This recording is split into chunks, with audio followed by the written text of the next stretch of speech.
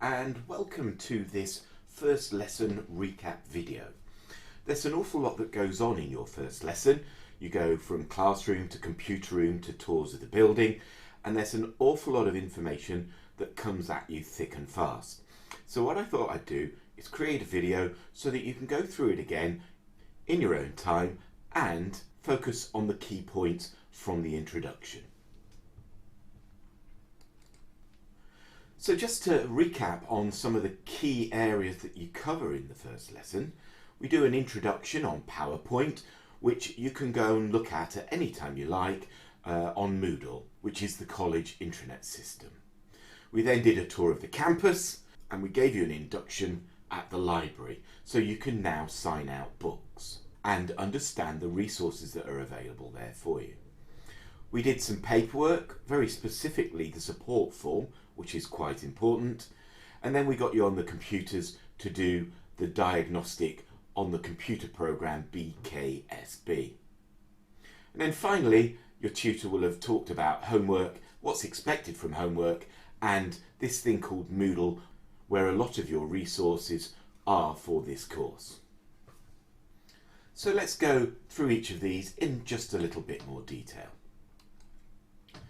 In your introduction, your teacher will have introduced themselves, and for me specifically, I have given you my email address, which is probably one of the most important things to come out of the first lesson. If you need anything to do with the course, then please don't hesitate to contact me on the email address given on this slide. Another thing we would have covered is the student identification card. This will be given to you hopefully before the end of the lesson, and you'll be given a lanyard to wear around your neck with your ID. Now this is quite important because a lot of the things you log into, whether it's Moodle or BKSB, require your student ID number to get in as the username. It's also important that you wear your ID badge around the college for safeguarding and security reasons. As part of the introduction PowerPoint, there was a lot of course information given to you. So the highlights are that the course lasts 17 weeks, with you taking the exam in the 18th week. You'll get one lesson a week, which will last 3.5 hours, but we're also expecting you to do at least 3.5 hours outside the classroom as well. Your tutor will have highlighted the importance of attendance for this course, and there's a direct link between attendance and being successful to the course. If you can't make a lesson, you need to let your tutor know as soon as possible so that we can arrange another lesson that you can go to catch up on the lesson that you've missed. Also, your tutor will have highlighted the importance of homework. You'll be given homework every week, and there is a specific slide within this recap to remind you about homework. Another part of the course information will be the structure of the exam that you will be taking. And the exam will be in two sections, a non-calculator part and a calculator part. And what we need you to do is focus on the non-calculator part for the first half of this course. So we will ask you to start looking at basic things like your times table from this very first lesson. And then finally, in the introduction, we asked you to bring some equipment along. So you need the obvious things like pen, paper, notepad, a calculator, ruler, rubber, pencil, and so on for your course. So please bring the correct equipment to the course from now on. There will have been a tour of the campus in your first lesson to show you where the various facilities, resources, and emergency escapes and meeting points are. Depending on which college you're at, whether you're at Exton Lane or whether you're at Langdale Road, will depend on which tour of the campus that you did. If there's anything that wasn't clear on the tour of the campus, then please ask your tutor in the next lesson. As part of the tour of the campus, you will have done a trip to the library where you would have done a library induction. A member of the library staff will have told you about the facilities available, such as the computers and printers and so on. And one of the most important pieces of equipment that you would have come across were the password reset machines that are in the library. So you scan your ID card and it will give you a temporary password so that you can get onto the college internet to change your password. Another part of the library tour will have shown you the books that were available. Now, on the Functional Skills Maths course, there are two very important books available, one at level 1 and one at level 2. The important thing to notice are that they say clearly that they are for Functional Skills Maths and that they are the City and Guilds books for study and test practice. Now, there's only a limited number of books in the library and many students go off and buy their own from WH Smith's or Amazon or wherever. So make sure you look at these descriptions of the books. Now, if you're doing the level 2 course, it's assumed you already know what's in the level 1. So if you're going straight to level 2, then it might be worth you buying the level 1 course because there is content in this book that isn't covered in this book. For example, bearings. So these are the main books that you should be looking at buying or getting out of the library to help you with your study.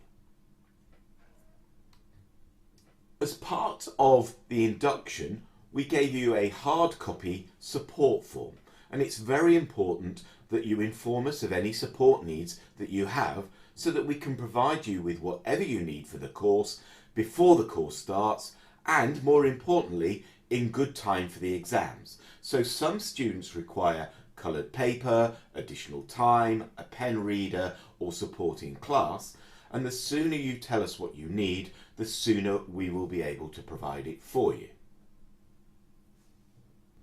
Another important part of the first lesson was that we got you on the computers to do a BKSB diagnostic.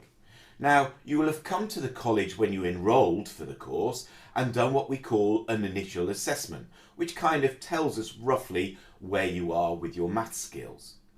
What you do in week 1 is another BKSB diagnostic on the computer, which gives us far more detail about where you are at with your maths skills. And this is called a diagnostic. So you will have far more information to help you identify your weak areas. So as tutors, this diagnostic indicates the level that you're at the moment, and our target is to get you to the next level. However, BKSB is also a valuable resource to work on your weak areas. So when you've done this diagnostic, it will tell you that you're good at addition and subtraction, but you need to work on your multiplication and division.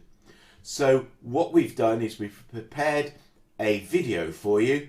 It's on Pete's YouTube video channel where it will show you how to access BKSB and improve on your weak areas. So it will show you how to do what you're weak on and then give you another little test so that you can watch yourself improve. Another very important thing that we cover on the introduction is homework and Moodle. Now, you're given homework to reinforce what you do in the classroom and provide you with the processes and the resources to work on your weak areas. So not just BKSB, but a more tailored set of resources for the Runshaw College Functional Skills Maths course. Now, in the introduction, you're told that you do 3.5 hours a week in the class. Well, this homework and Moodle resources are to provide you with what you need for the 3.5 hours outside the classroom. And there's a combination of written homework, which we expect to be handed in the next week, and Moodle resources that include quizzes, practice worksheets and videos. And again, Pete's provided you with a YouTube video on how to do this cycle of learning. In other words, take a quiz and work out your weak areas, use some practice sheets and YouTube videos to improve those weak areas, and then redo the quizzes. And there's a YouTube video that shows you how to do this little loop of learning. So there's been quite a bit to cover on that initial lesson, and this video just highlights those key areas that we cover in the first lesson. However, at the end of the first lesson, you'll be expected to turn up the next week having done certain things. Now, we mentioned early on that the first part of the course concentrates on the non-calculator exam. In other words, we need your mental mathematics to be good to do questions without a calculator. So to that end, your first priority before the second lesson is to start working and learning your times tables. And your tutor will start testing you very early on your times tables, because they're that important to doing these manual calculations. The second thing we'd like you to do is email your tutor. So Pete would like you to email him at this email address, just so he knows he has the correct method to email you back with any updates during the course. So communication between you and your tutor is a very important thing. The third thing we'd like you to do is log into Moodle at home and access the Functional Skills Maths area, which is the reformed maths area, and get familiar with the resources that we're going to provide you with and that little loop of learning that we cover in the next video. The fourth priority is to log into BKSB at home and start working on those weak areas that were highlighted in your diagnostic. And you can do those particular areas as you cover them in class so that they go hand in hand with what you're learning. And then finally, we'd like you to access Pete's YouTube channel and watch the videos that have been provided for this early stage of the course. So clearly you've accessed this video, but we'd like you to watch the video on BKSB and how to use it and access it, and also the video on homework and Moodle that shows you the loop of learning we'd like you to do with that as well. So there's quite a lot to do in that first week before your second lesson and the maths starts properly. The more familiar you get with these and do these tasks at the end, like BKSB, YouTube and Moodle, the easier the course will become. I hope this video has been of use to you and that it makes things clearer for you before your second lesson. Thank you for watching.